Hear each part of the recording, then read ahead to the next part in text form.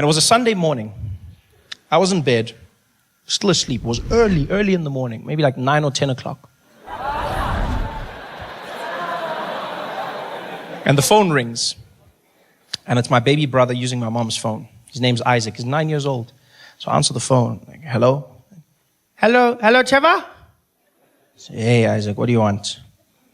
How are you? I'm fine, thanks. I'm also fine, thank you. I'm fine, thanks, and how are you, Isaac? I'm fine, thanks, and how are you? I'm fine, thank you. It's a pleasure. Trevor? Are you busy? Yeah, sort of. Why? No, because Mom's been shot. I'm sorry, what? Yeah, Mom's been shot and we're at the hospital. Can you come? Mom's been shot. Okay, what do you mean? Okay, yeah, of course I can come. Okay, which hospital? Tell me that. And he tells me the hospital. I dropped off. Okay, can you come? Like, he's too polite for his own good. He's too, like, can you come? Like, what, I'm going to have to slot shot Mom into my schedule? Just find, coffee at 2 and then PlayStation at 1. Okay, Mom, we'll try. Come on, can I come? Of course I can come. I'm panicking.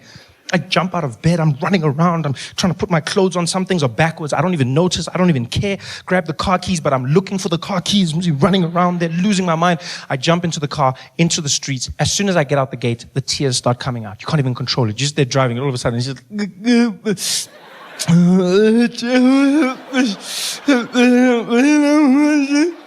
I'm driving, I'm trying to hold it back, but then I get to the traffic lights, the robot is red, and I just let it out. It just comes out. No,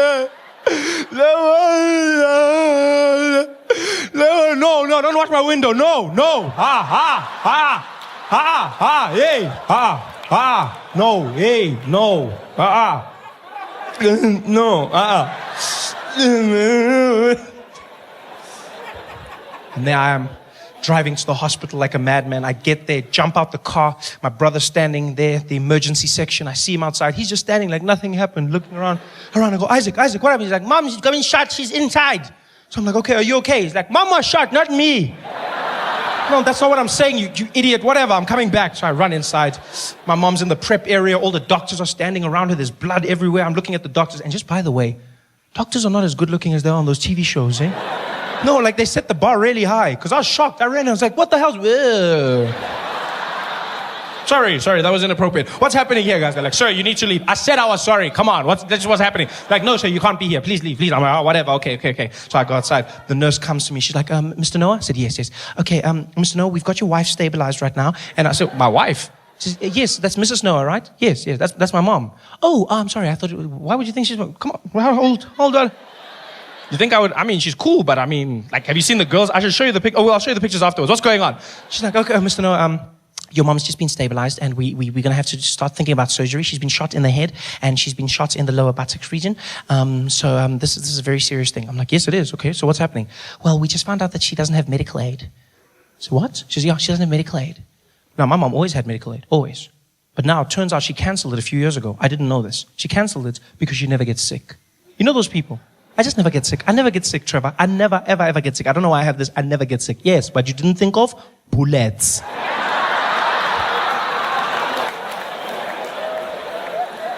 Now she's in the hospital, no medical aid. So I said to the nurse, well, what does this mean? She says, well, Mr. Noah, it means we're going to have to put her back in the ambulance and send her to a public hospital. So, but she's bleeding now. You can't say. She says, I'm sorry, so that's all we can do. She has to go to a public hospital. Now I'm panicking. Public hospital? Normally a good place to go. Normally, But now what's happening is there's just misadministration of funds. Like money's going missing. You don't know what's happening. They don't have the right equipment. Now I'm picturing guys trying to fix my mom. There's the doctor. Give me a scalpel. We got a spare now. Okay, bring it. At least it's a shifting. Okay, let's try something. I'm stressed. So I say, well, what do we do without medical aid? She says, well, there's nothing, sir. I said, well, what if I give you the money? She says, well, you don't know how much it'll cost, so you can't, unless you give us your card, and then we just work from there. So we'll take my card. Here's my credit card. She goes, sir, it can get very expensive. I said, this is my mom. Use the money. Go. She goes, you can tell me it's expensive. This is my mother we're talking about, I realized through all of this, I've just neglected my brother. He's been standing there the whole time with these big eyes. So I'm like, hey, Isaac. Hey, Isaac. What's on your mind, man? Are you okay, big boy? He's like, Trevor? Yes. Can I come to your house and play PlayStation later today? How are you going to ask me about PlayStation? Your mom has just been shot. You can't be asking me about what the hell is wrong with you, stupid child. You know what? You're never going to play PlayStation ever again. Ever. No play PlayStation for you ever in your life. Ever. Go away. Go sit down and think about what you just... PlayStation, you're going to ask me. How the hell is going to ask me about PlayStation? The nurse comes back. She goes, okay, Mr. Noah, we just used 900 Rand for some blood tests. I'm like, okay, why are you telling me this? Yeah, because it's 900. This is my mom. Use the money. Go. She goes away. I'm like, 900 Rand. How are you going to tell me about that? She comes back again. She's like, Mr. Noah, we need 2,000 Rand for some x-rays. This is my mom, not a pair of jeans. Use the money. Go. She goes away. I'm like, this is my mom's going to die. Asking me questions here. Busy asking me, my mom's going to die. My mom's going to die. That's all I'm saying. And I say it. My brother hears me. He starts crying. I'm like, Isaac, I'm sorry. Are you okay? He said, I'm not okay. You said I'm never going to play PlayStation ever in my life. And I want to play Need for Speed, and now I can't play PlayStation. I'm like, you still crying about play? You have no right to cry. You hear me? You shut up. Stop crying. You can't cry about this. You shut up. Now some woman comes out. She knows my mom's been shot. Now she thinks I'm telling my brother not to cry about my mom. She just gets involved. She's like, hey, you let him cry, okay? You let him cry. Some people express their pain in different ways. You let him cry. I'm like, I will not let him cry, lady. I will not let him cry. Many kids grow up without one, okay? It's just none of it. It's fine. Like, you should go play in the park or something. It's not a time to cry right now. What the hell? You spoil your kids. That's your problem. You should take it away from them so that they can learn about life. You both shut up. All of you, shut up. I'm telling them this. The nurse comes back. She goes, Mr. Noah, we're ready for surgery. I'm like, so do the surgery. She says, yeah, but sir, this could get very expensive. ICU and surgery is very expensive. I'm like, lady, what is expensive? This is my mother. She says, so well, anywhere from like 20,000 Rand. This is my mom, all the way to like 500,000 Rand.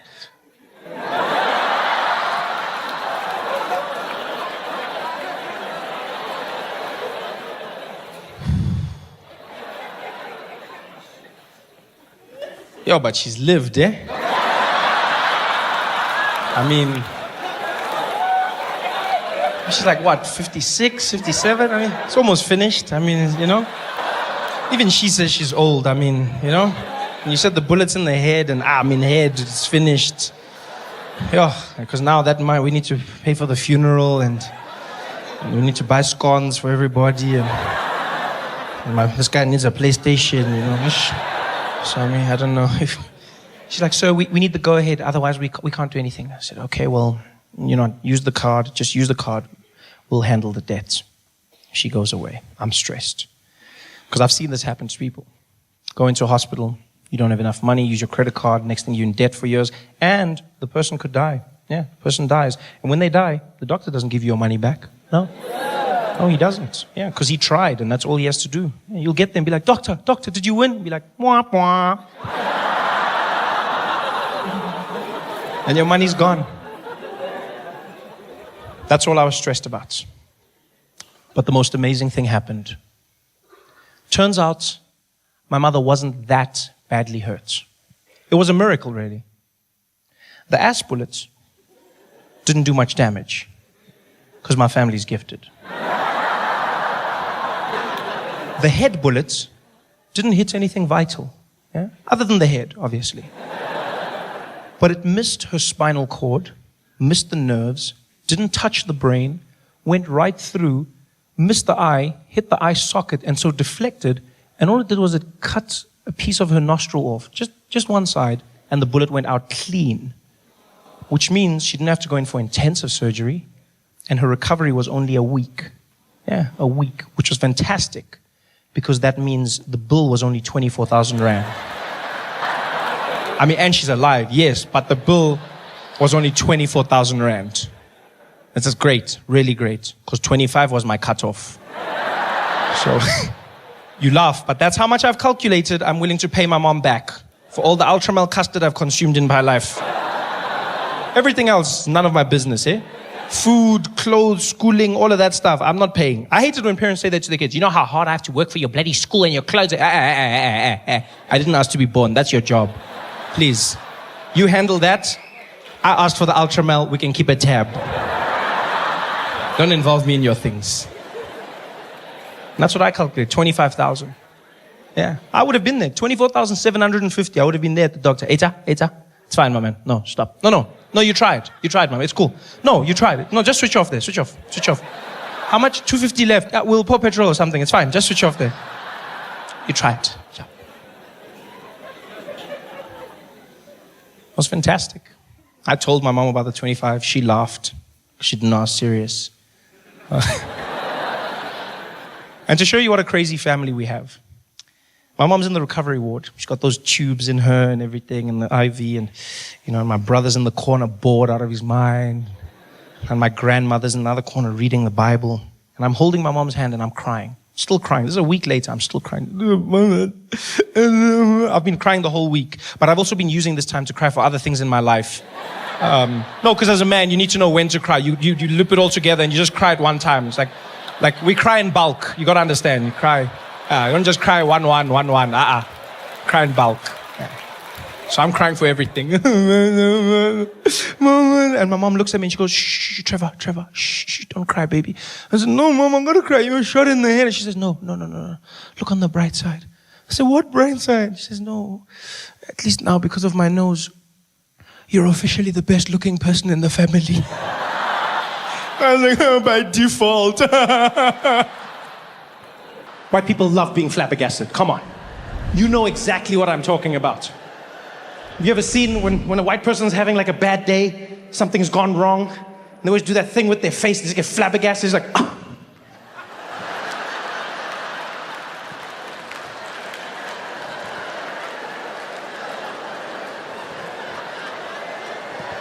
White people love being flabbergasted. You'll see it in supermarkets all the time. There's like a long line, right? Like only one cashier is open. Everyone's standing there patiently. There'll always be one white person who pops out like, why don't they open the other? Are you serious? Why don't they? Are you? The only thing white people love more than being flabbergasted is finding another white person to flabbergast with. Have you seen that? Yo, whenever that happens, magic. It is absolute magic. A white person will be flabbergasting. They'll make eye contact with another white person, and then they'll flabbergast together. It's like they Voltron their flabbergasting into a super flabbergast. You see them look over and just be like, "Oh, are you seeing it?"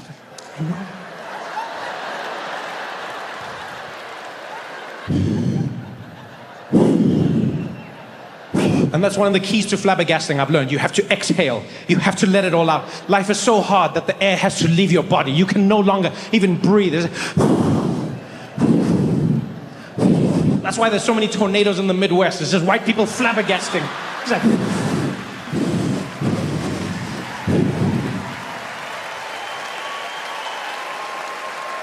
we don't celebrate our heroes enough in this country. So many of our heroes, we chastise them. We bring them down. It's jealousy, it's hatred. Umona. Heroes that we don't acknowledge. Greats.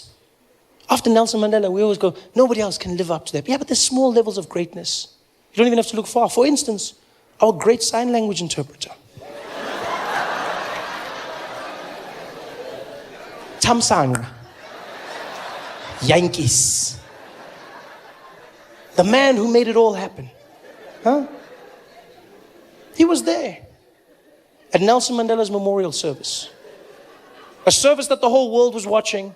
And because of that, the service was translated to everyone all over the world. Translated into all languages, including sign language. And so Yankees was there translating for those who didn't understand. Unfortunately, he also didn't understand sign language. Which is a small problem. A problem that he didn't let stop him, people. Where others see obstacles, he saw an opportunity. People go, "He's a con man. He's a bloody, how could he do something so deceitful?" Yeah, you gotta go, how could he do something so deceitful? That man Yankees showed something so powerful. He's a role model to the children. Because he showed that you shouldn't listen to what people say you can or cannot do. If you believe in yourself and you work hard enough, anything is possible. People told him his whole life, they're like, "Yankees, you can't do sign language." He was like, "We'll see about that, bitches." And he did it. He did sign language for the most powerful people in the world. Every single one of them, Yankees, was on that stage doing it and doing it well. Nobody even suspected him. Nobody. People were just like, he's doing his thing. People ask questions. Where did he come from? Did he sneak? He didn't sneak in. He'd been the official sign language interpreter for the government for the last 5 years. Yeah. Official for the last 5 years. And apparently before this, people have complained. But obviously the complaints fell on deaf ears, so nothing was done about it. And so he just carried on. And now he was here, the biggest event of his life, signing for the world. Signing, just making it up in the zone. Nobody suspected. I suspected though. I did. No, I did. Let me tell you why. No. Let me tell you why. Not because I know sign language, but because I know my president. And if there's one thing that's specific, is when Jacob Zuma reads a speech, right? Jacob Zuma reads a speech. He's a very deliberate man. He's very calm, very measured. Takes his time. The rhythm is the most important thing. And Yankees didn't match his rhythm. I knew there was something wrong. You remember this. Zuma was there reading Mandela's Wikipedia page, right? And while he was reading, Yankees was doing totally different, like the rhythm was wrong. Zuma was there like, and thereafter, Nelson Mandela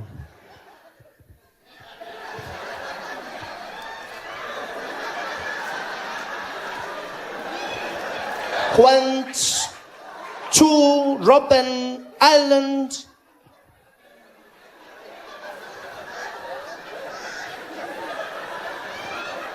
for his imprisonment.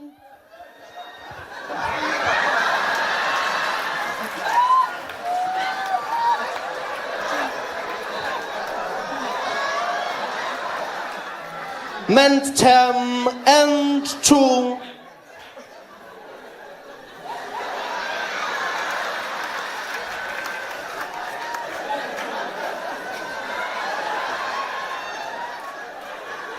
fight for the rhythm didn't match, right? Zuma was on page 1, that guy was on like page 17 or something. It didn't match up at all. It's almost like Zuma was translating sign language for us. That's how slow it looked. Sorry, I haven't practiced, guys. It didn't match up. None of it. But Yankees did it. He stayed there in the face of adversity and he fought. Yeah, he did sign language for everyone.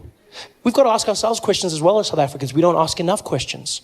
For instance, did nobody think to ask him how he could speak every single language in the world? Every leader came from countries everywhere. They spoke in their language. Yankees translated for everyone.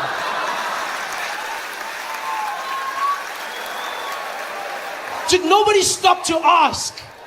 Even for a second, the president of Brazil is standing up there. Nelson Mandela, estou pai. Manasco de você, de caixa, do gosto muito, pelado que estava pesado. Yankees was there.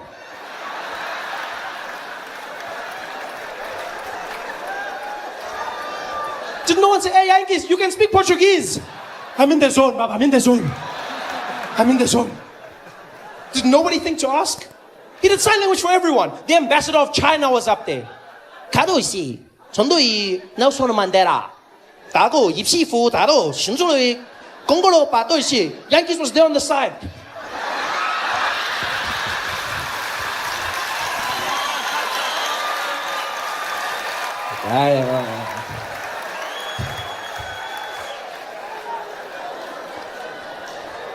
He just made it up. He made everything up. And he did a great job at it. He did a great job. But then, like a true South African, he just took it too far. Enough wasn't enough. That's our problem in South Africa. That's all it is. We don't know when to stop. We take it too far. The same thing happens with tenders, all of these things. Guys are stealing houses and everything. I go, guys, I understand you want to steal. I understand that. I understand. But if you get a tender to build 10 houses, steal 1, build 9. At least 9 people have houses. Don't steal all the houses. Somebody's going to notice. And then you can't steal more houses. But no, we want it all in South Africa. We take it one step too far. That's what Yankees did. He had done it for everyone. He'd done a great job. The best fake sign language the world had ever seen. He had gotten away with it too, until Barack Obama came up to speak. This was a speech that was going to be performed by the most powerful man in the free world. 90 million people watching that speech.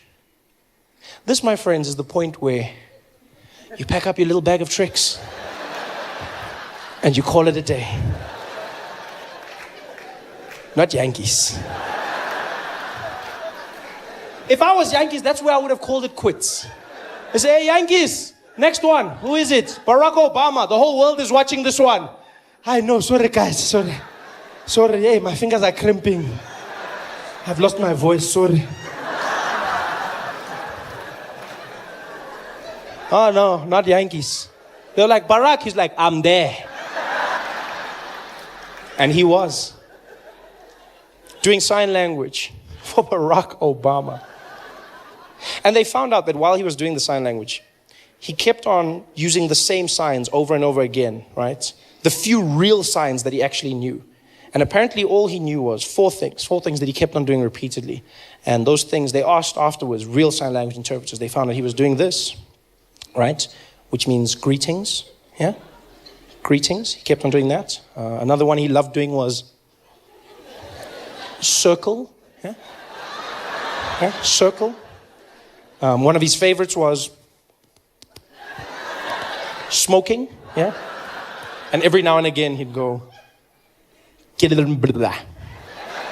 That's all he did, over and over again. Can you imagine that? Nelson Mandela's memorial, Barack Obama pouring his heart out. There he is, Barack Hussein Obama. And Yankees.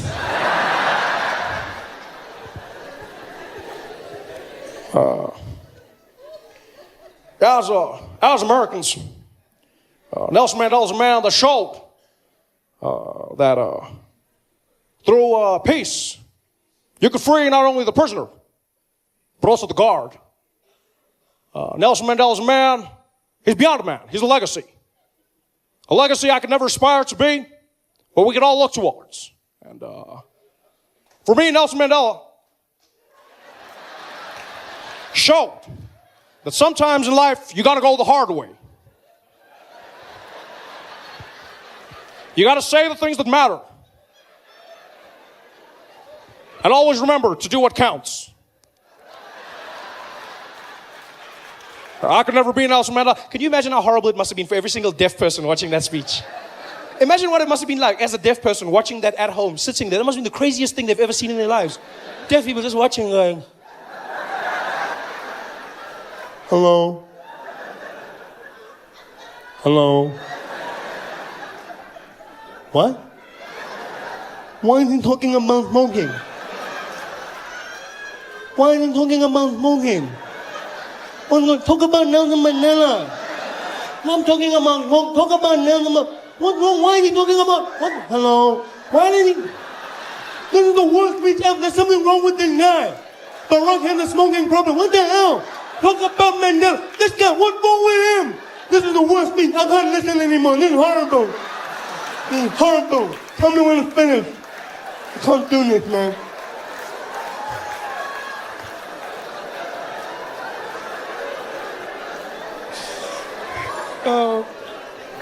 That speech must have been ridiculous. By the way, that's only the second time I've ever told a joke about deaf people, ever. Only the second time. Told one joke when I was starting out in comedy and then I stopped because I believed you shouldn't make jokes about disabled people. It's the wrong thing to do. It's wrong, you know. And I never did it again until one day my life changed. I got asked to do a show in Sun City. I was asked to do a show. Sasol was organizing a going away party for the South African Paralympic team when they were going out to London.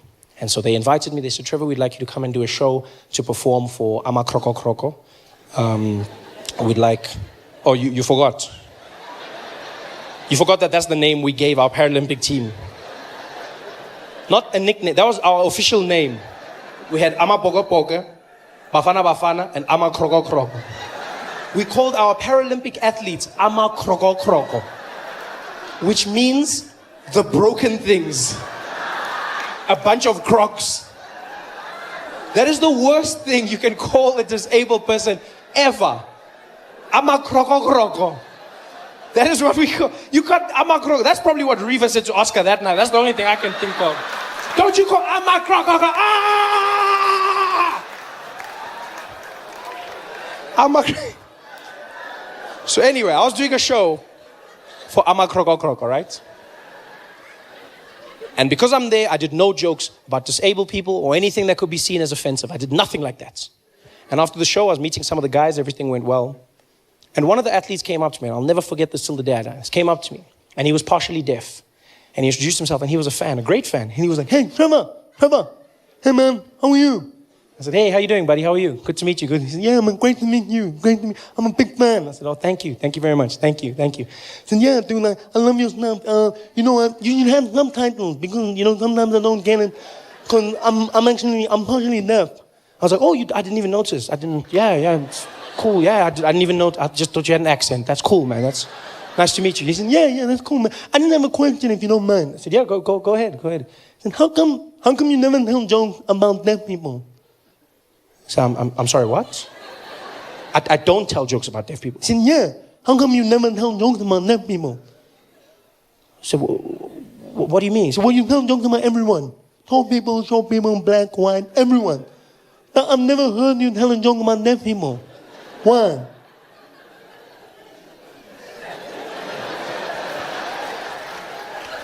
So you've never heard me tell a joke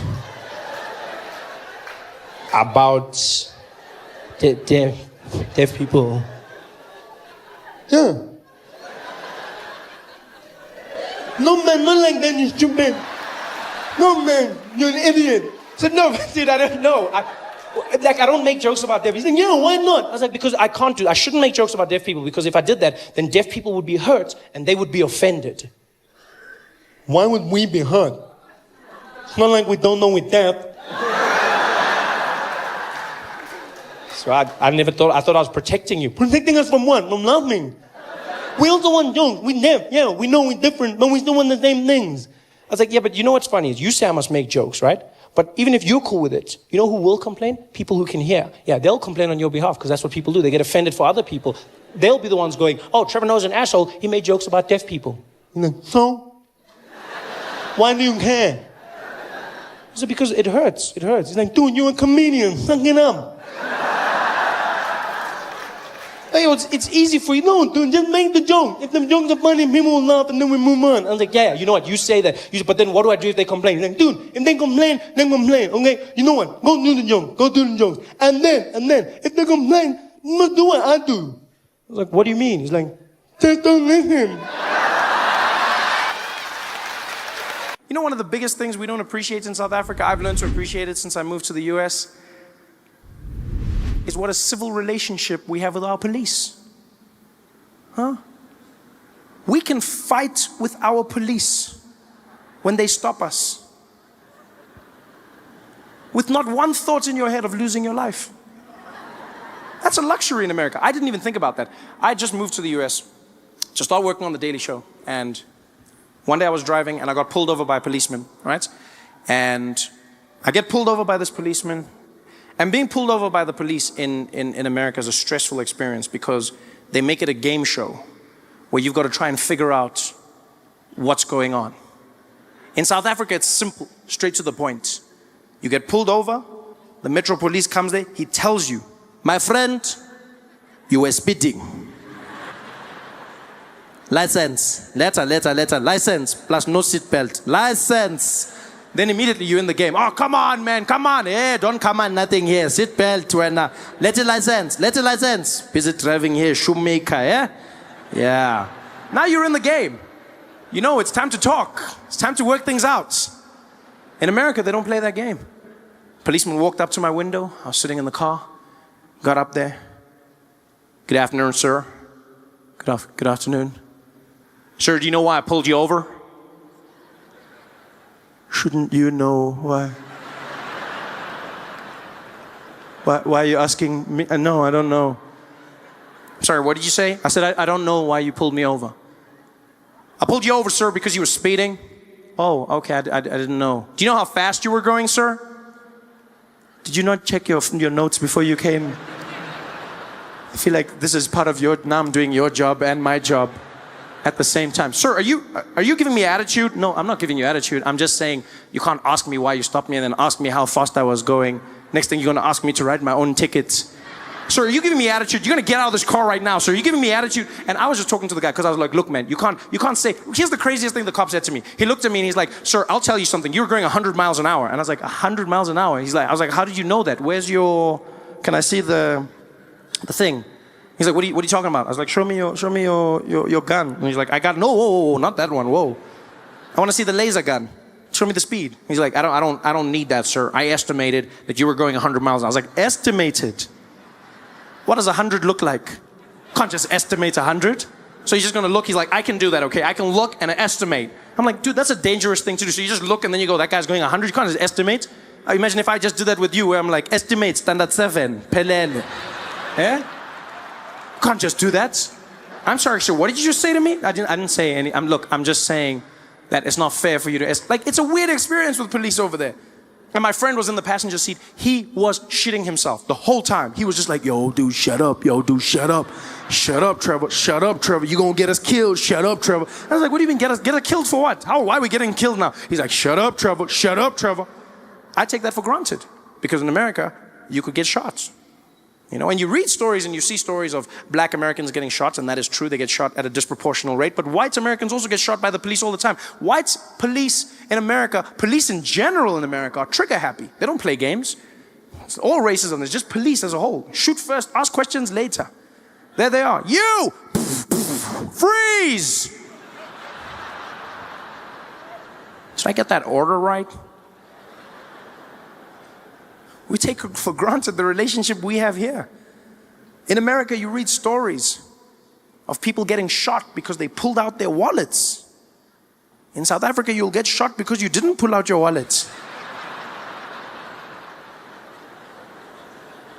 We're always talking. That's my favorite thing about South African police, is that you feel like you're part of what's happening. Pull over, the cop comes there. How are you, sir? I'm fine, how are you? Yeah, I'm fine, yeah? I don't know if you saw here, let me just show you. Can you see here? Check the numbers. Check the numbers. See that one there? Top score. Yeah? See there, top score, yeah? See that number there, yeah? Yeah. What does that number say? Then you're like, it says 160. Yeah? If it was Pac-Man, you have an extra life now, eh? Yeah? 160. So, what are we doing now? Malume. Yeah, what are we doing now? Malume. Hey, yeah, I know, my man, I know. They feel your pain. We're in this together.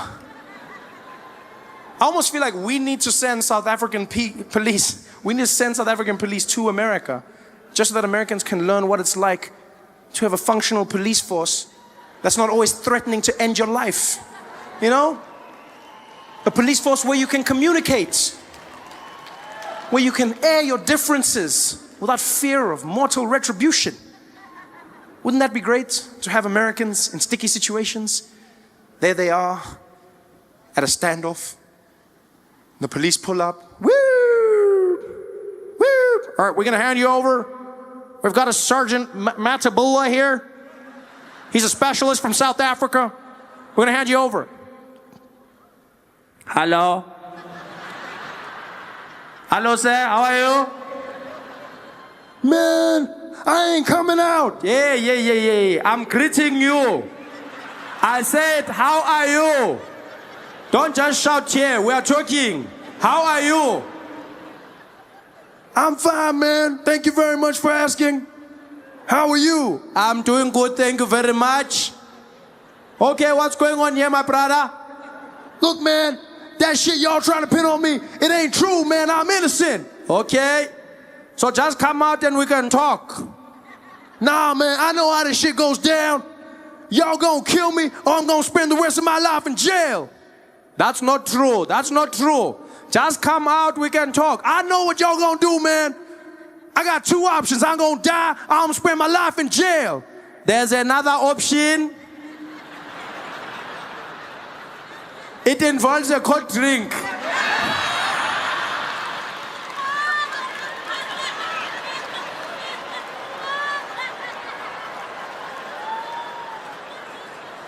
Doesn't have to be this way. I just got back from Atlanta. It was 107 degrees Fahrenheit. Hottest weather. The worst thing is everyone comes up to me and they go, well, you must be used to this being from Africa. And no, I'm not. I'm from Africa, but that shit is hot. That was just, no. I was scared to go jogging because I thought if I ran out in the streets and fainted, wouldn't the local news love that? I'd be running and I'd fall down in the heat. They would have their vans reporting live. They'd be standing there going, so hot in Atlanta, even Africans are fainting. So I'm enjoying this. Really happy to be here, you know. This is going to be good for us, I hope. I say I hope because I never know with stand-up comedy. It's just, you know, it's an awkward experience, I find. I'm always nervous. I find comedy is very similar to sex for me. Well, it's exactly like sex when you think about it. With me, the comedian, playing the role of the man, and you, the audience, the role of the woman. Because it's my job to satisfy you. And you just have to sit there.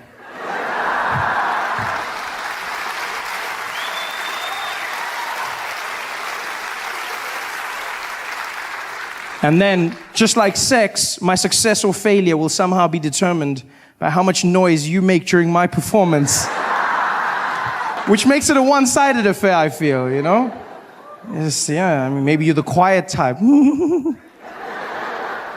I hope we have magic tonight. I hope we create something wonderful. I mean, for many of us, it's our first time together, and that means it might be awkward. I understand this. And if that's the case, I want you to know that I'll look into your eyes, I'll see that I'm freaking you out, and I'll stop. I'll stop, and I'll flip you back over, and we'll go back to the simple stuff. Okay? I've been in America for a few months now, and I'm really just thrown by the place. It's not what I expected at all. Different from the brochures and the pamphlets. There's many assumptions I had about America before I came here, and I've come to learn that those were wrong. For one, I just assumed people spoke English here. It's far from it. It's not, you know what, it's not so much the language, so much as the pronunciation of words that throws me off. It's just what Americans have done with the language. You guys have just, wow, you've done something. You've put 22s on the English language. You've got rims that says, pimp my language. That's what you've gone with, you know? I don't understand. I was chatting to this woman downtown the other day. She came up to me and she wanted me to see something. I don't know what though. She was like, oh my God, look over there. I said, look over what? She's like, over there. Look at that her. And I said, her? She's like, no, her. Look, there's two of them. I understand nothing, even the small words, just the pronunciation, you know, small things that get you by. For instance, I pronounce the opposites of uncle as aunt. I say my aunt. Out here you say my aunt, which to me is an insect, which made me look like an ass when my friend told me his aunt died. And I was like, so what? There's tons of those out there.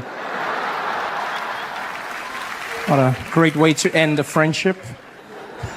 I couldn't get help the other day when searching for a battery for my remote control, because that's what I say, battery, a small form of power. So in America, you say battery, which to me is a different form of power. Sponsored by Chris Brown.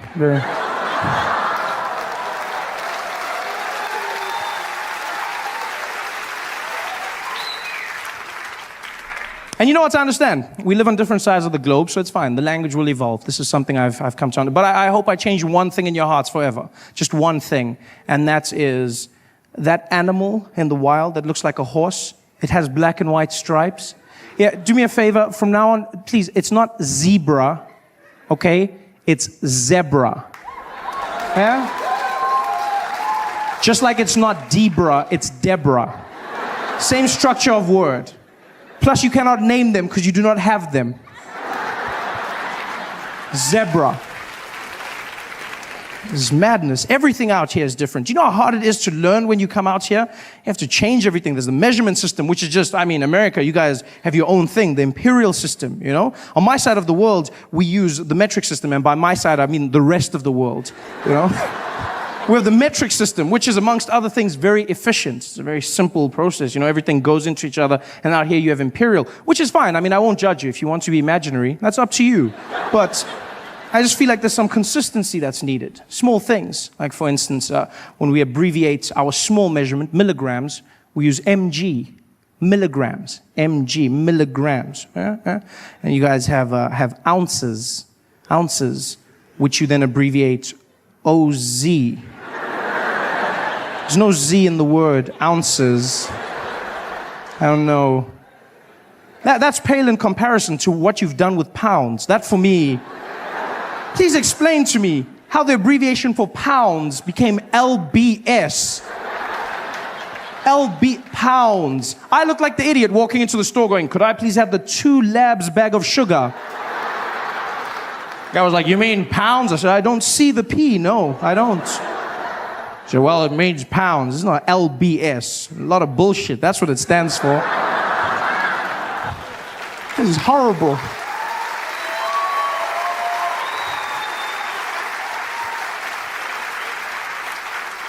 In fact, it's crazy. You do realize the imperial system is so inefficient that even American drug dealers have switched over to metric. Even drug dealers got to the point where they said, we need some order, we're going with metric.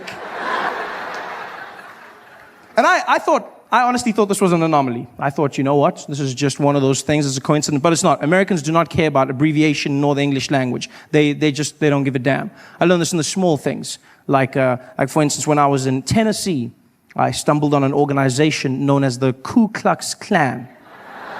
You heard of them? Worst magic show ever. Guy gave me a pamphlet. He was like, come and see the Grand Wizard. Grand Wizard! The Grand Wizard! Didn't do one trick! Not even one trick. I mean, I noticed a few black people disappear, but I mean, that's not magic. No, that's just Reaganomics. I wasn't impressed by that. Like, where's the magic? I sat there forever. These guys running around in their sheets. The KKK, as they're affectionately known, has nobody bothered to tell them ever that you do not spell clan with a K. Nobody stopped. Even in America, clan is spelt with a C. The Ku Klux Klan, they're the KKC, not the KKK. You realize that? Ku Klux Klan. The C. In fact, the name is wrong. The whole thing, the Ku Klux parts of it. That's just horrible because they got that, as you know, from ancient Greece. It was Ku Klux Alphion, meaning a circle of brothers. And that's how they got their name. They call themselves a Greek circle of brothers, which is wrong for 2 reasons. One, if your sole purpose as an organization is to hate black people, don't you find it strange that you've now named yourself the Circle of Brothers?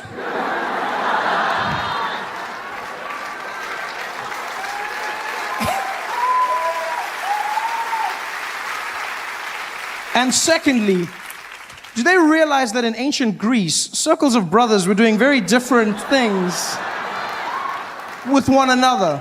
Very loving, yeah. If they were really a Greek circle, the sheets would be a bit higher up, just more of a, yeah, maybe one more hole. They're not a... The newspapers say that. He's famous, so now people treat you like you're famous. They start saying weird things to you. Strangest things people would say to me. Trevor! Well done on everything, eh? Congrats. But, even though you're going to America, don't forget us, all right? Don't you forget us. I don't even know who you are. People would say the weirdest things to me. You know what the number one thing people have said to me? Number one thing? It's not good luck. It's, hey, Trevor, good luck over there. But whatever you do, don't forget your accent, all right? Yeah, please, don't pull a Charlize on us, okay? You keep your accent, man. Make us proud. Everyone said that. Trevor, brah. Hey, Trevor Noah. Hey, Masakan. Hey, man, you're making us proud, no? Yeah, man, you're doing big things for us, but brother, can I ask you a favor, no? Don't lose your accent, no? Don't lose your accent. Yeah, when you come back from the States, you mustn't come back talking funny, okay? Please, brother. If you lose your accent, don't come back. You just threaten me? What does that mean, if you lose your accent? How do you lose your accent? People make it sound like you're going to be walking down the street and then just out of the blue, you'll be like, huh? My accent! I lost my accent! What the hell is my... Oh.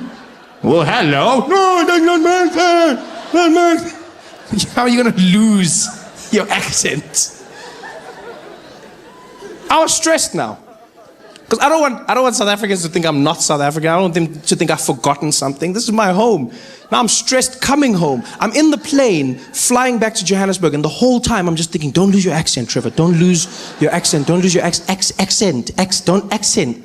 Is that how I say accent? Accent.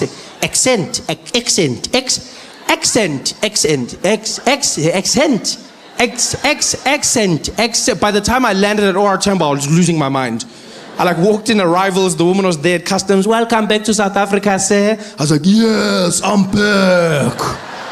Same old Trevor. Nothing changed. Going crazy. Because I love accents. I really do. I love accents. I like learning languages, and so obviously accents are a byproduct of that. I've learned over time that even if you can't learn a language, an accent is a great way to communicate with somebody in your own language whilst trying to bridge the gap. You learn somebody's accent, you communicate more effectively. The thing is, though, you have to learn the accent in the right way. If you're going to speak to someone in their accent and you do it in the wrong way, you might come across as racist. You've got to be very careful about this. White people in South Africa often fall into this trap. Yeah. It happens at petrol stations quite a bit. See people driving in with their friends, talking normally, sitting in the car. So I mean, if we get all the numbers together, marketing should be behind this. It should be a breezer.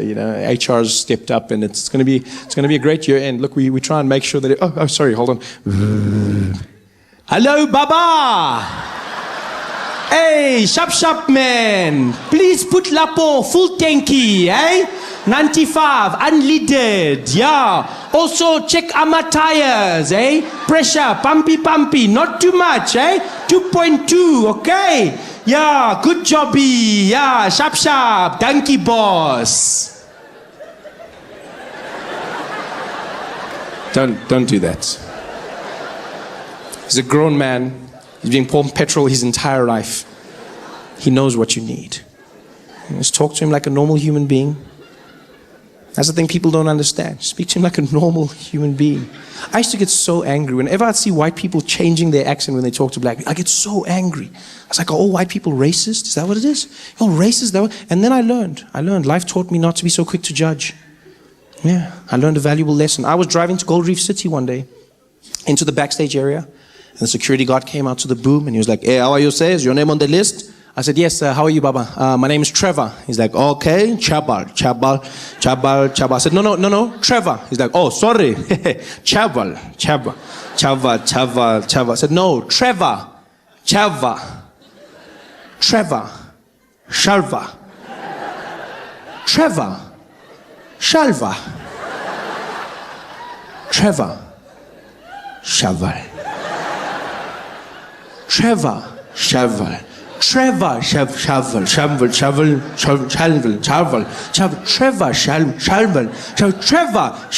And now my friend who was irritated, he just leans over me and he's like, hey, Papa, get Trevor. He's like, oh, Trevor. Why you don't talk properly? And then I understood. I finally understood what white people have been trying to do.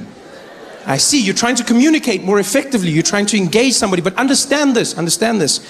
When speaking to somebody in an accent, the number one rule to understand is an accent is not a measurement of intelligence, right?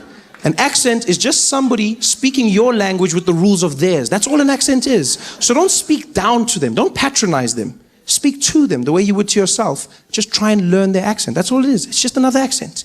Yeah. And I learn them. I spend all my time learning accents. I try. I love it. I learn in restaurants. That's a safe place to start. You learn, you read off the menu, you try and pronounce the words correctly. I was inspired by French restaurants, funny enough. Whenever I'd go to a French restaurant, I was always fascinated by the fact that people would order food in a French accent. I never understood why. Because they don't do it in any other restaurants. Only in French restaurants do people walk in and then change their accent when they order. They come in talking normally. Yeah, it's a wonderful thing. You're really going to enjoy it. It's so beautiful. Yeah, stunning. You have to have, the dessert. Oh, good evening. How are you, sir? Yes, I will have a bottle of water for the table, please. And let's start off with, could we get the Sauvignon Blanc, please? Yes, and we definitely for mains going to have the filet mignon. And for dessert, we're going to go with the crème brûlée. Thank you very much. Thank you. Oh, you're going to love it. I'm like, why are you doing that? I never understood. I was like, why? Why? Because it's not like the French are going to return the favor. There's no French people sitting in our restaurants in South Africa looking at the menu like, so for the table, we can order some starter portion with share something? No? Okay. Could we please have one serving of the boerewors?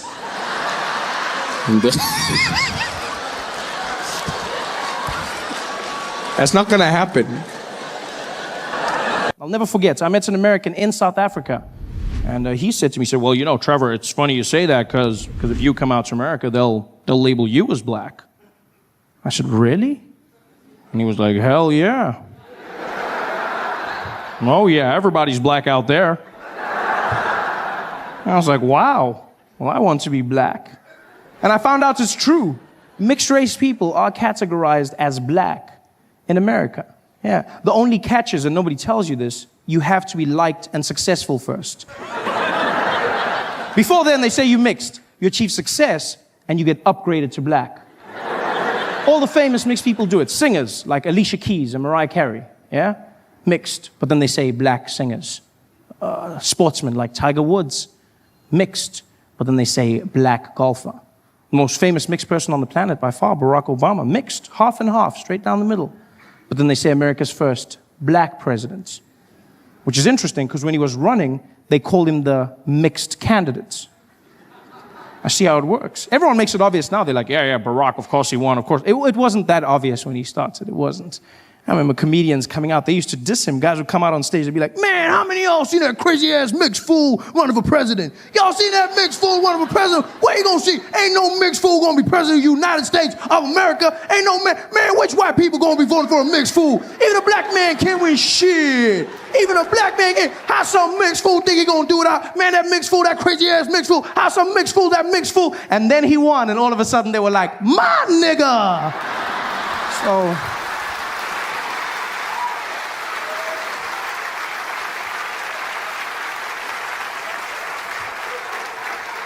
So I see how it works, you know?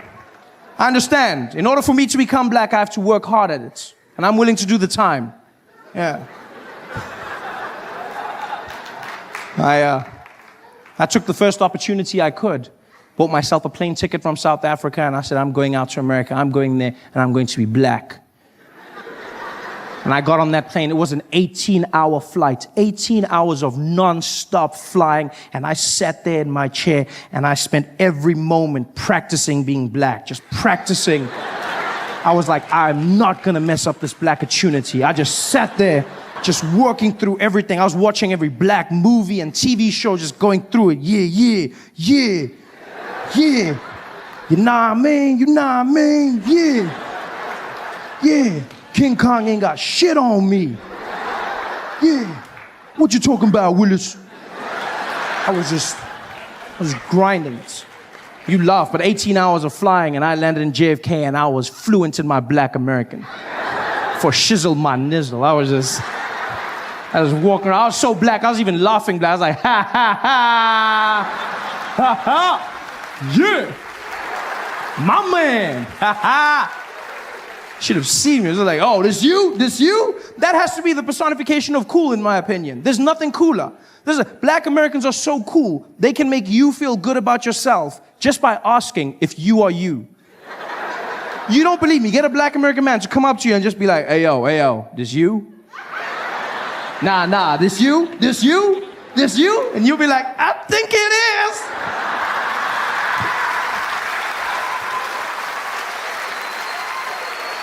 It's magic. I was that black. Not just any black, but the coolest black in the world, and that's American black.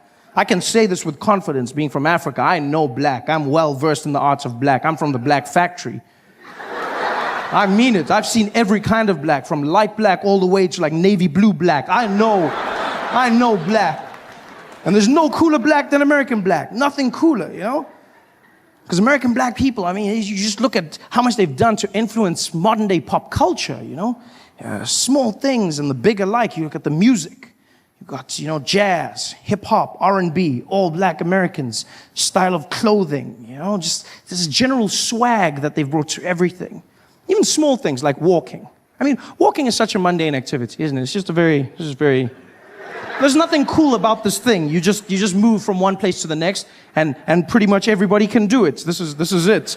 There's nothing. And then black Americans came along, and then they just added in that bounce, and then all of a sudden you look really cool. You just, you look like you have a purpose. You've just got that. Yeah, look at this. It's super cool. And it must be hard for an assassin to kill you. Just like. That's why if you look in American history, no black man was ever assassinated whilst walking, ever. So it was when they stopped and said something. Bang! That's when they were, because they got to walk. That's why if you look, Obama, every time he comes out of the jet or makes a speech, he's always just got that little bounce just before. Because in his head, he's like, you never know, you never know, you never know, you never know, you never know. Got to walk. It's a cool walk. And by far, the coolest thing of all is the talk. I've listened to black Americans, and it's the most amazing use of the English language I've ever come across in my life. Because they pay no regard to punctuation whatsoever. Just cruise through sentences. It's fantastic. First time I had a conversation with a black American man was in Baltimore, Maryland. This guy walked up to me after the show. He didn't even walk. He just floated in. Just came up to me and was like, hey, yo, B, hey, yo, hey, yo. Yo, let me holler at you for a minute, man. Let me holler at you. I said, okay.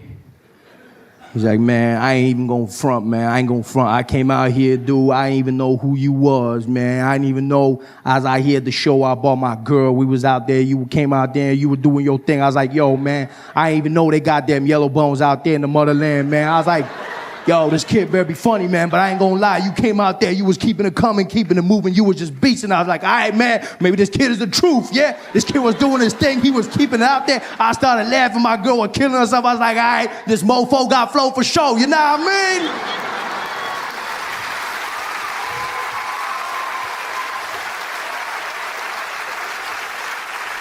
mean? And I was like, no, I don't. But I love it. It's the most amazing use of English I've ever come across in my life. Just that one word alone. Just the strength of that. Nah, mean. Do you know what I mean?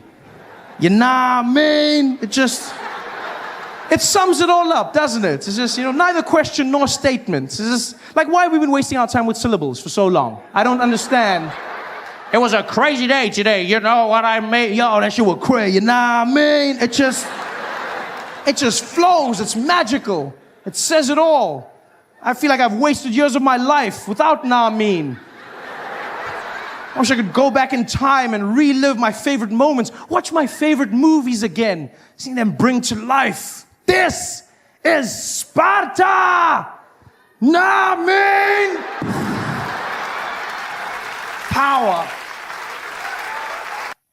But the pilots are calm, they cool, you get into the air, they start making useless announcements that you don't even care about, just to give you that feeling that he knows what he's doing. You get up there, as the seatbelt lights go, boom. Ladies and gentlemen, as you may have noticed, we've reached our cruising altitude. Currently sitting at 23,000 feet above sea level, cruising at about 720 kilometers an hour in this Boeing 737, one of our favorite planes in the Starflight Alliance fleet. It's a beautiful sunny day up here. We might encounter a few bumps, but nothing too hectic. The cabin crew will be taking care of you. In the front, we've got Esmeralda and Jonathan. In the rear, Simon, Dupitseng, and Ferrer. I'll be taking care of you. And if you need anything, don't hesitate to call. I'll let you know once we've begun our descent. Until then, please enjoy your flight. Thank you. Dun dun. You're like, oh yeah, pilot. Yo, my guy, pilot.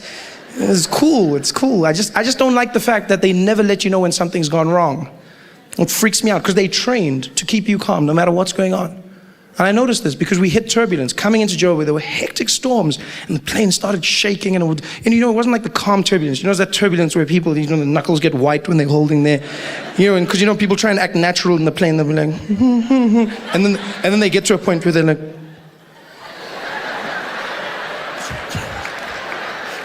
You know, when that point comes, and like everyone is panicking, except the air hostesses. They're amazing. I love how they do it, you know? Like you'll hit the turbulence, be like, things are falling, the bags are hitting the sides of the compartments.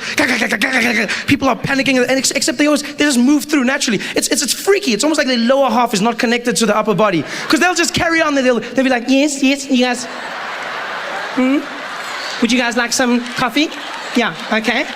There you go. Be careful, it's hot. Thank you. All right then. Anything for you, sir? Yeah. Okay. Okay then. Just pass me a apple juice. All right. Thank you very much. There you go. Would you like some ice? No ice. Thank you. You know how they do it. And then the pilot has the nerve to come on in the middle of the biggest storm ever. The plane is shaking, the wings are tilting slightly upwards. You think you're gonna die. It's like people are screaming. It's like, ladies and gentlemen, we've encountered some slight turbulence. We'll ask that everyone return to their seats at this point and refrain from using the lavatories. Please note we will be flying at a high altitude to try and alleviate the problem. Also, keep your seatbelts fastened and no hot drinks will be served at this time for your safety. Thank you very much, and I'll speak to you in a moment once we've gotten out of this bumpy patch. Speak to you in a moment. That moment might never come. He doesn't tell you this. When the nationwide flight lost an engine, the pilot said nothing. There, it just fell. Quiet. I don't want a pilot like that. I want someone who lets me know. I want to know before I'm going to die. I want to know. I want to say a prayer or two. I want to prepare myself, you know? I want to forgive everyone that I hate in the world. Give me a chance. Give me a chance. But they don't, pilots. No, they don't. I bet people who die in plane crashes don't even know they've died. It must be the worst feeling in the world. There's like a whole bunch of confused people popping into heaven like, poof. I swear these airports change all the time. I never know where to go. I'm like, are we in heaven? Oh, wow, I can't believe we made it, hey? I can't believe, wow, this is amazing. And there's St. Peter at the gates, and he's like, come forward, please, come forward. Come forward. She's like, here you are. I'm St. Peter. How about you? Yeah, I know, many of people are shocked. Just come. I get that all the time. Just come. No, I just thought that, no, don't worry. Just come, please. Just wait till you see Jesus. Come.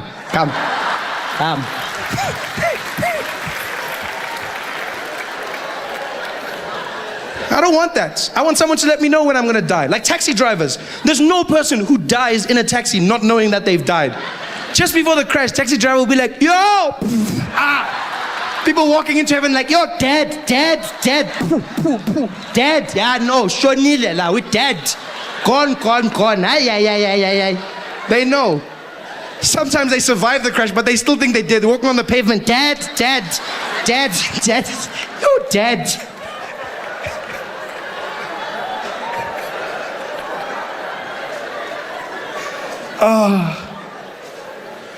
But luckily we did land safely in Johannesburg.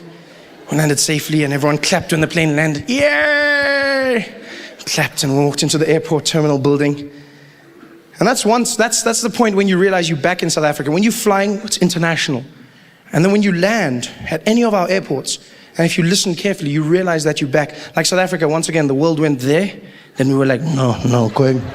Yeah, we'll find just that side. Because all over the world, they conform to a norm, and that is in airports, women make announcements. It's always a woman, always. And she's always calm, always monotone, always come over that system. She sits in a room quietly.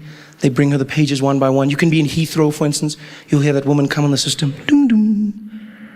Attention all passengers. Please note this is an airport announcement.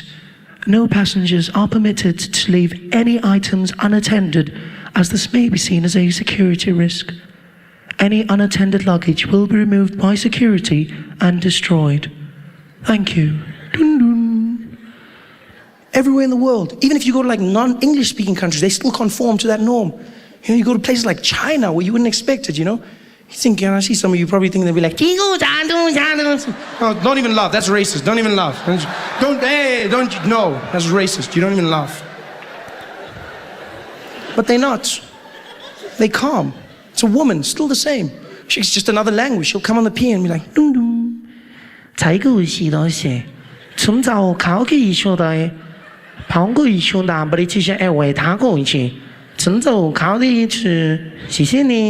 dun, dun. And you know they've conformed. And then you land in South Africa.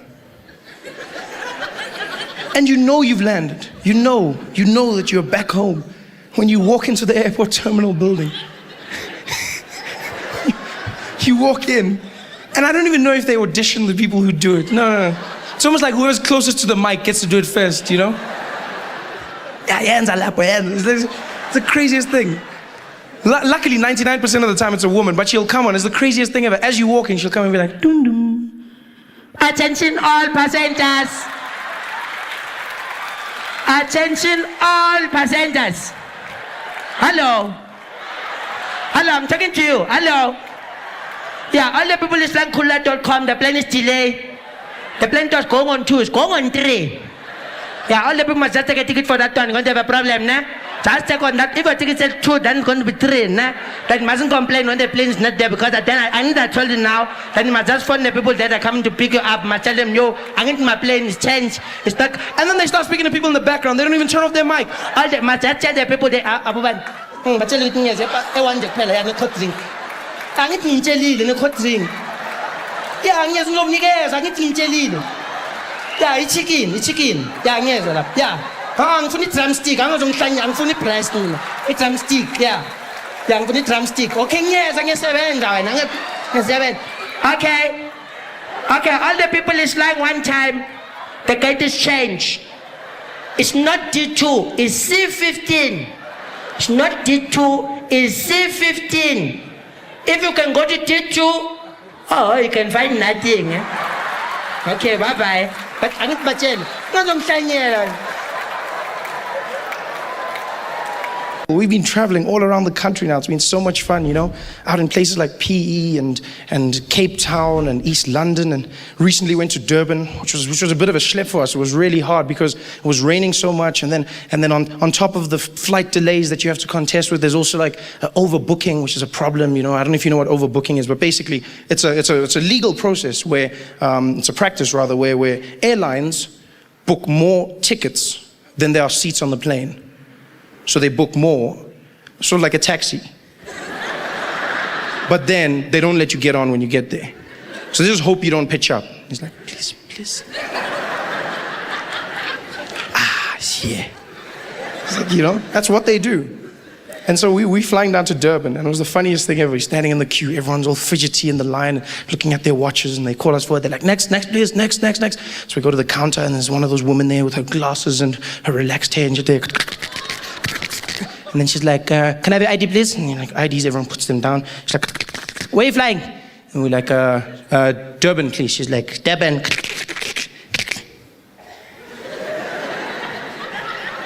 Durban. Yes. Mm-hmm. Are you flying now?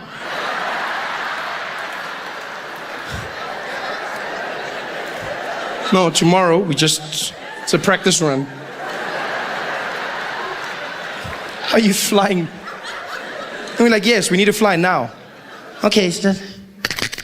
And then she starts typing frantically, which I never understand, because when I book my tickets, all I need to do is click. It's click, Joe, that one, click, Durb, that one, click, and then it does it all, and then she's there. I bet she wasn't even busy doing our tickets anymore. She's just like there, clicking. She's probably on like Facebook or something there, updating her status. Yo, another one is here. I'm dead. Another one here. Yo, dead. You overbooking. Dead. Oh, poke back. Dead. You dead. Death by overbooking. Yo.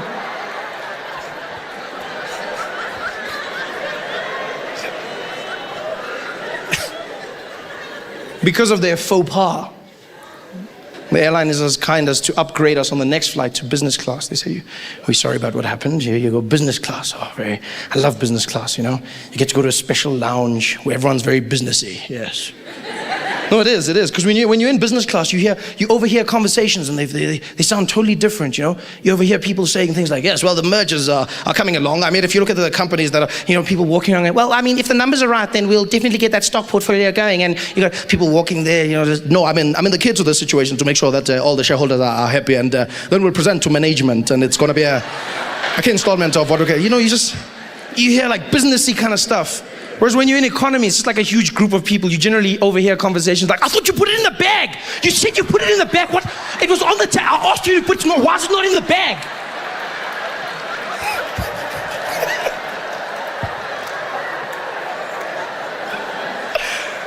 Oh, wow.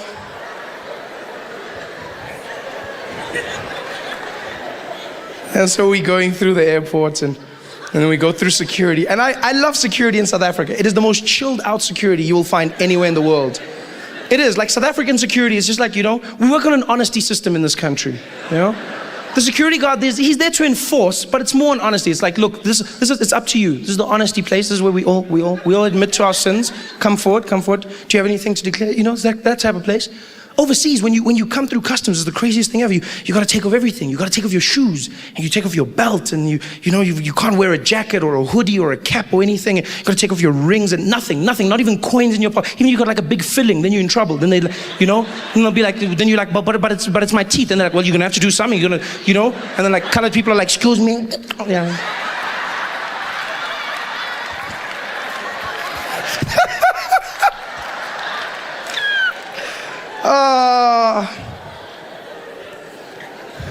That's great. Whereas in South Africa, I sometimes feel like these security guards don't actually know what their equipment does. They're very chilled out about it. Because you walk through at airport security, and you get there, and the guy will be like, code number 4. And then you go through, and you stand there, and the guy will be waiting. He'll give you that bucket, and he'll be like, what's in the bag? Like, what do you mean? He's like, is there a laptop? Yes. Out. Take it out. Laptop out. Please, put it by itself. Put there, yeah. Any other laptop? You're like, no. Laptop out. Like, okay. What did you do? Okay, there it is. Okay. And my gun? No, it's fine. Just at the top. Yeah. Watching you. It's so much fun. And you walk through the metal detectors, which I swear either don't work or these people really don't understand them at all. You walk through metal detectors, and it's not just at airports. No matter where they are in this country, you walk through a metal detector, a casino, a school, government institution. You'll walk in there, and then it'll make that sound. But then I don't know if they know what that means, because you walk through and be like, beep, beep, beep, beep, beep. And you see how security guards smile because they get ready, because they're going to use the wand. They love the wand. You can see they wait the whole day. Yes, my time has arrived. Excalibur, I call upon you. It's like, what the hell is going on? Yeah, just stand there. Yeah. Pulls out his wand. Those black ones, just pulls them out.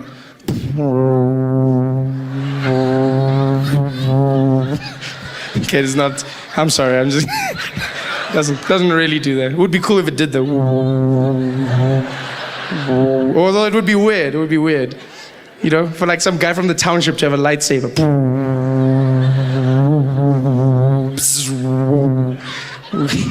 Wouldn't work at all though. It wouldn't. It wouldn't be like Darth Vader. It would be like Braveda. Bravi!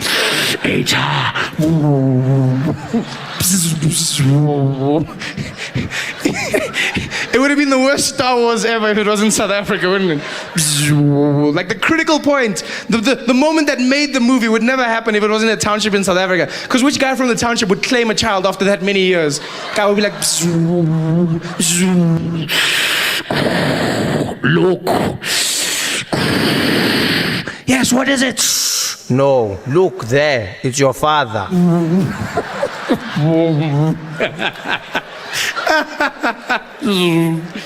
But it wasn't. Okay, sorry. I digress. The wand. Comes. Sorry. Comes out with the wand. And they always do that thing, they go around. And we don't know what it's supposed to do or not,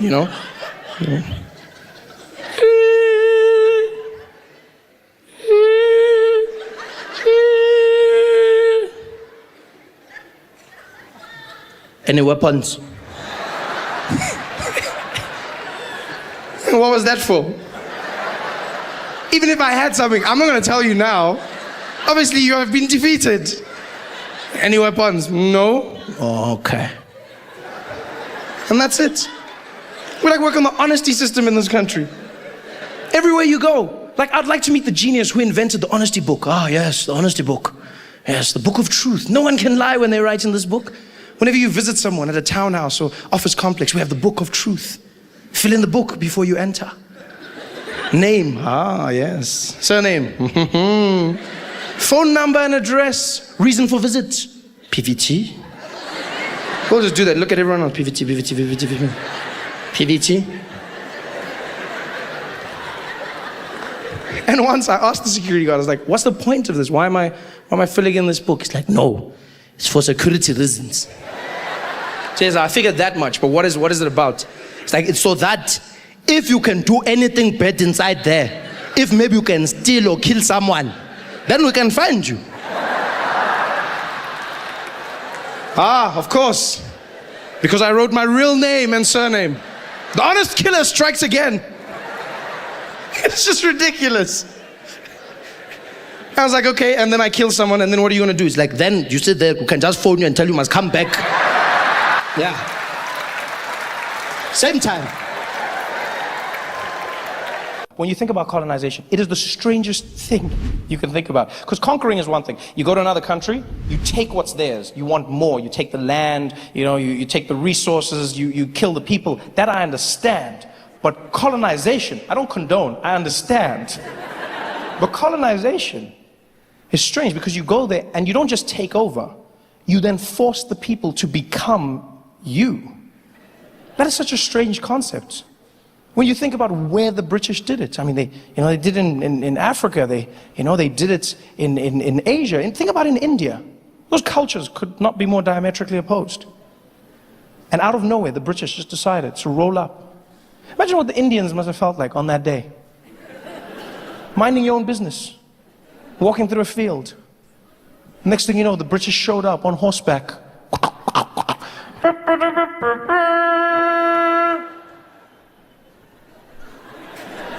Hear ye, hear ye. By order of Her Majesty the Queen, we have arrived. You over there, what is the name of this land? This land over here? This is called India. Well, my good man, I am here to tell you that India is now under the British Empire.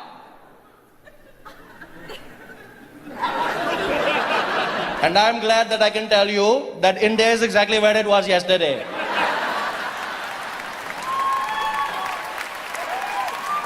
No, I feel you're not understanding what I'm saying. I'm letting you know that we're here to colonize you by order of the Queen.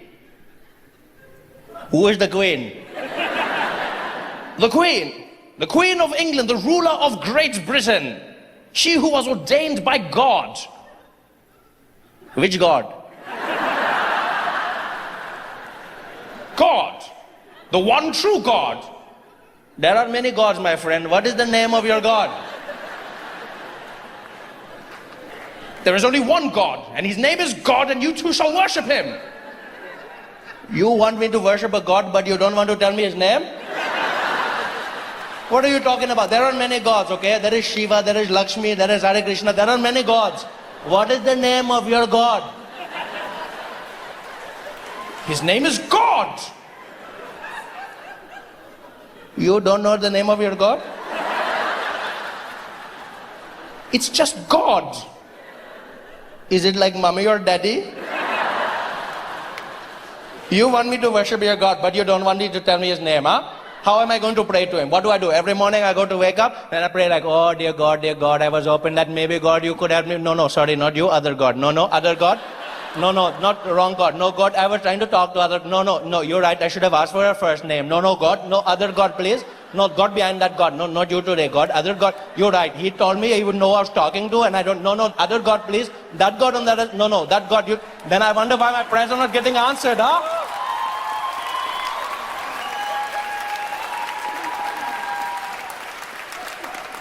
dare you speak to me like that? Do you know who I am? No, because you never introduced yourself. I have come here representing Great Britain. And I have never heard of Great Britain. Who gave you that name? Well, we did. You called yourselves great? Isn't that a little presumptuous? Shouldn't you wait for other people to tell you how great you are? Huh? Shouldn't you just go around the world and just do good things, good things, good things? Then people go, oh my God, Britain, look how great you are. Well, I beg to differ. I believe we could do it because we knew instinctively. We are Great Britain. Well, in that case, welcome to Great India. No, it doesn't work like that. It doesn't work like that. How dare you speak to me like this? Look, you're the one who dares to speak to me, okay? I was here minding my own business in my land. You came over here riding on your skinny cow telling me that things are going to change. I don't know who you are. All I know is you are really crazy, okay? You're not feeling too right. And I didn't want to say anything, but you look like you're going to faint. In fact, it looks like you have died last week, okay? Something is very wrong with your skin. You're not looking good, my friend. Maybe you should come down. We have a curry. We talk about this. What are you talking about? I look quite normal. You do not look normal, my friend. I've never seen anybody with that complexion in my life, okay? You look like you're playing hide and seek with the sun your entire life. I don't know what is happening, but that is not how a person should look, huh? I can see your veins pumping through your skin right now. Do you know how creepy that is? Pumping, pumping, pumping, pumping. If I was your doctor, I don't need X-ray machine. I just go, what is problem? It is your kidney. How do I know? Because you're translucent. That is how I know. Damn you, we are going to run this country whether you like it or not. We are not going to do anything you tell us. You're a madman. We are going to take it. You're not taking. We're going... She's all yours. Take. Don't play nice. Take.